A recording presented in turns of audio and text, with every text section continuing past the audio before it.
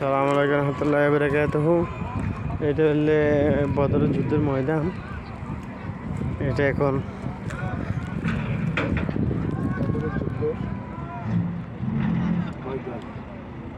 এটা হলে বদর যুদ্ধের ময়দান। আর তারপরে হলেও এখানে তো এখন আগে যে মনে হয় জঙ্গল ছিল, এখন আমরা পরিষ্কার করে বলতেছে।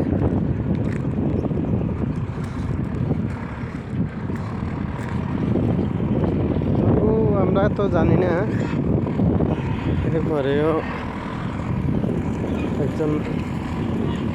এখানে একজন আছে, অনেক পুরানো লোক, উনি বলতেছে এটা হচ্ছে বদর যুদ্ধের ময়দান, পুরা বদর যুদ্ধের ময়দান।